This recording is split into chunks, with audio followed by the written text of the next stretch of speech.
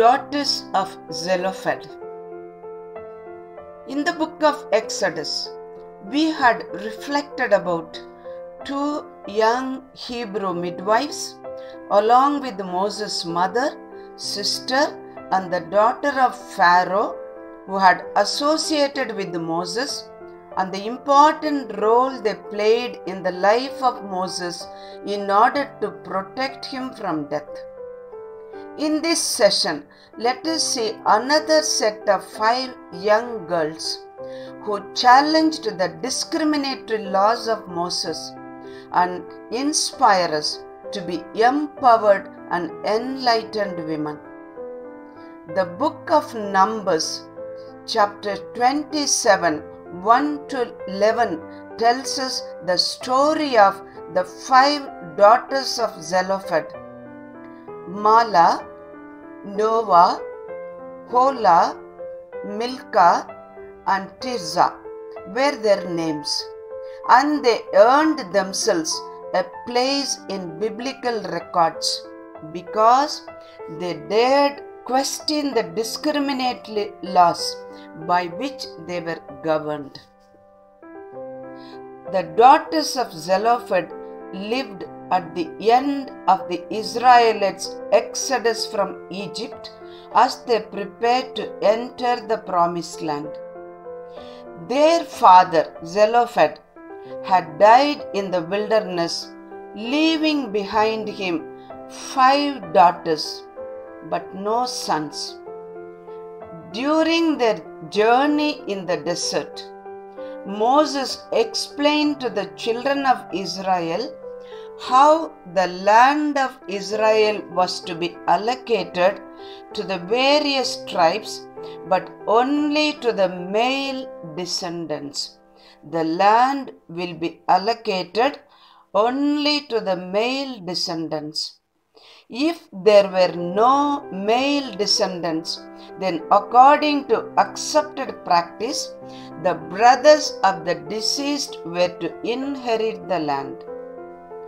When the time came for Moses to allot plots of land to the children of Israel in the promised land, according to their families and lineages, these sisters found that the laws were unjustly harsh on men who had no sons and on women.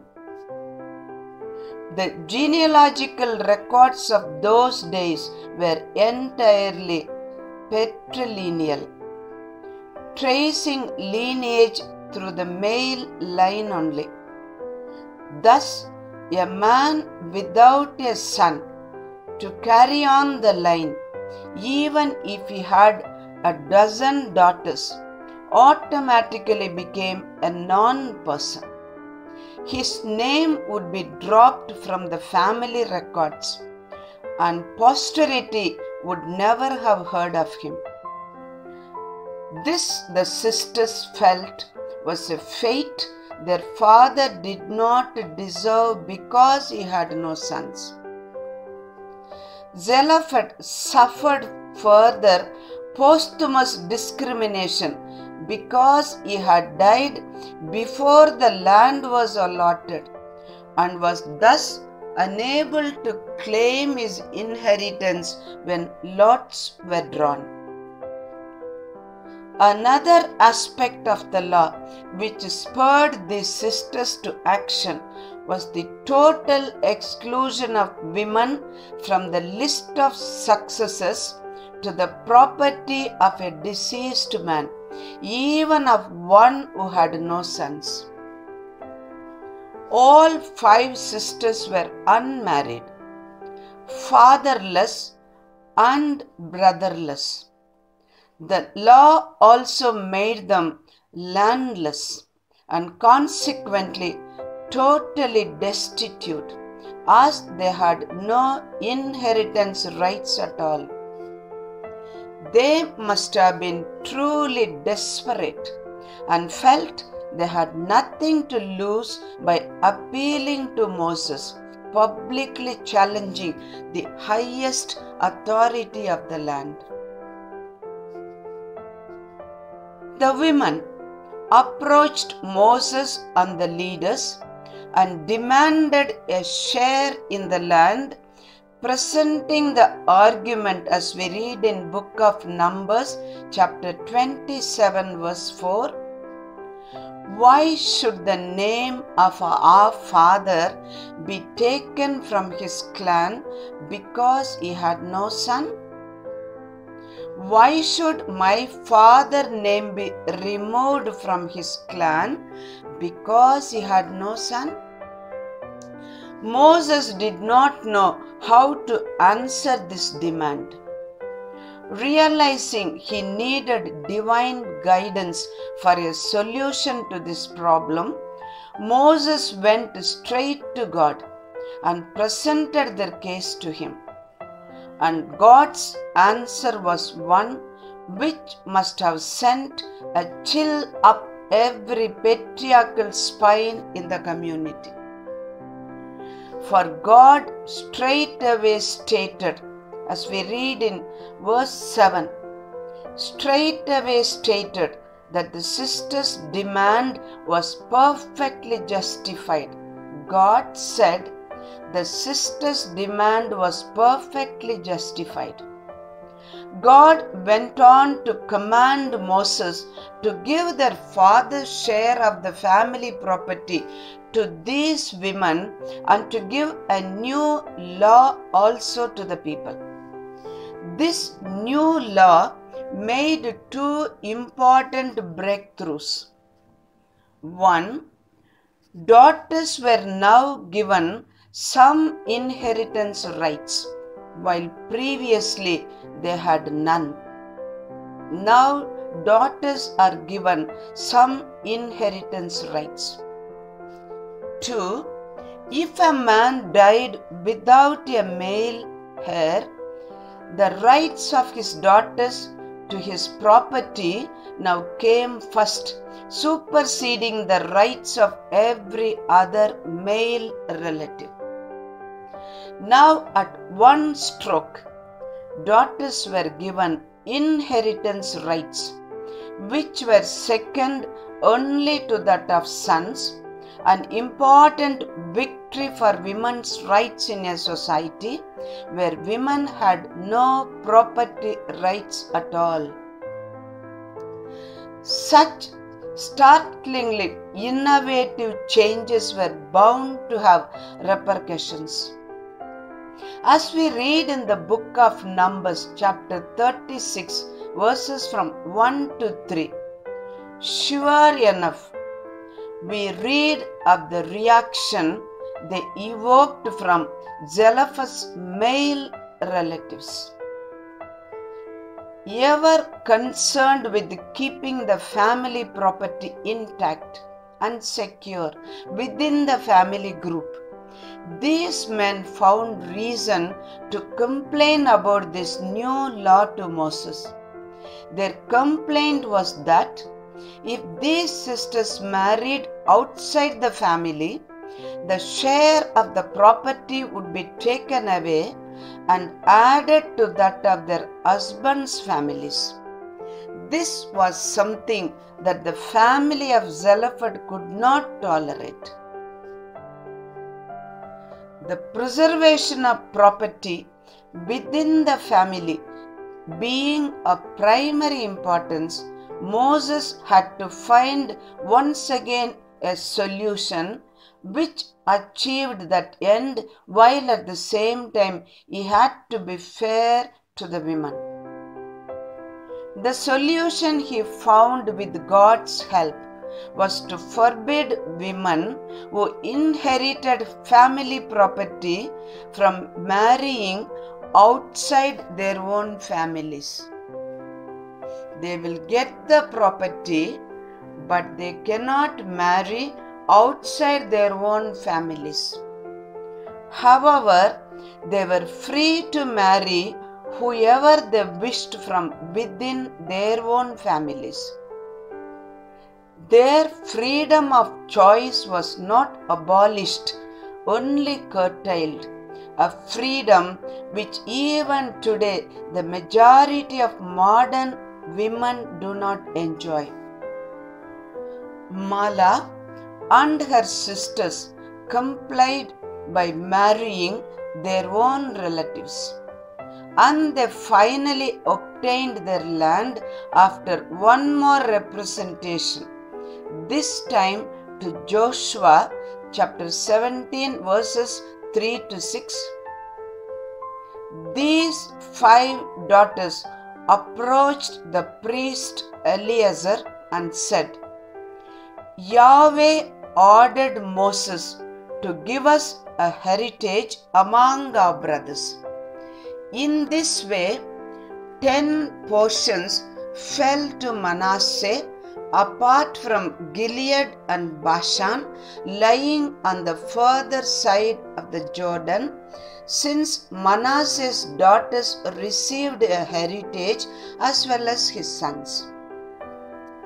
What we should notice here is that the strings attached to the law, while ensuring the preservation of family property, also ensured that, number 1, women who had inherited property paid for their increased economic independence with a reduction to their marital freedom. They were instructed to marry within their tribe so that property would remain with their tribe. They will have property. They were instructed to marry within their tribe so that their property would remain with their tribe. 2. Women's ownership of property did not alter their own status. Women are still considered as the property of their husbands.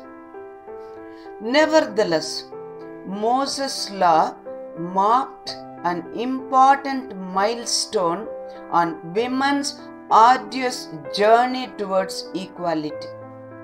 As a result, the names of these 5 sisters, as well as that of their father, occupy an honorable place in their family records. And the family of Manasseh, to which they belonged, became the only family in Israel which went on record as having allotted land to its female and male descendants. The leadership lessons that can be learned from the lives of these great women are many. Number 1. The 5 daughters of Zelophehad are liberators. They do not sit around waiting for others to liberate them from the challenges life throws at them. Rather, they confront the challenges that face them and liberate not only themselves but others with them.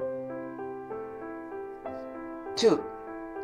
They did not accept the status quo that only a man could inherit his father's possession. Rather, they challenged it. They said, "Our father had no sons, and why should his name be erased from his family because of that?" 3. These 5 women are not afraid to go where no one has gone before. Prior to this time, no woman had ever stood up to demand an inheritance among men. But these women did not let that stop them. They had a vision and they pursued it regardless of whether anyone had done it before or not. They started something innovative, original and new. 4. These women are pathfinders, trailblazers and pace setters. They are leaders. we expect from leaders not just to maintain what was there, something innovative and new. Take the institution little forward ahead. For these women, it wasn't about an inheritance. It was more than that. It was about ensuring that their father's name did not die. Their father was dead, but they were determined that his name would not die. Interestingly, no one knew Zelophehad while he lived, but his 5 daughters sounded his name not only to come before Moses and the entire congregation, but as a result of their actions, his name was written in the Bible, where it would be read for generations to come. They spoke for their father when he was not there to speak for himself. When he could not fight for himself, they fought to ensure that he would have a right in his tribe, and they achieved much more than that. 5. These 5 women are change agents. These women brought change not only for themselves, but also for women that would be born many generations later. No more would a woman be unable to inherit her father's possession. No more would a man's name die off because he had no sons. 6. These women were courageous. They stood before Moses and the entire congregation and stated their case without fear and trembling. Our father is dead and he had no son, they said, and went on to ask the $1 million question which had never before been asked by a woman. Why should his name be lost because he had no son? Then finally they boldly declared what they wanted. Give us a possession among the men. Notice that these women did not beg Moses, will you give us? Is it possible? No. They placed a demand on Moses and they said, give us. And Moses consulted the Lord and changed the law, and these girls, they got what they wanted. 7. These women are inspiration to other women. Every time when we read the story of these 5 girls, we are deeply inspired. Their story makes a complete nonsense of gender inequality, which many women have used as an excuse for inaction. Yes, their story sends this short but powerful message to all women. We women are equal to men. We have all the rights and equal rights. Today, girls claim equal property rights in their family because 5 brave and thinking women who were not arrogant but assertive women, they dared demand that their civil rights be respected. Today, every woman enjoys equal property rights. The credit goes to the 5 brave and thinking young girls of Zelophehad. Questions for your reflection. Do only boys enjoy property in most families? Share about your family. Do only boys enjoy property in most families? Share about your family. 2. Do you favor wives and daughters getting a share of the family wealth? Share your reflections.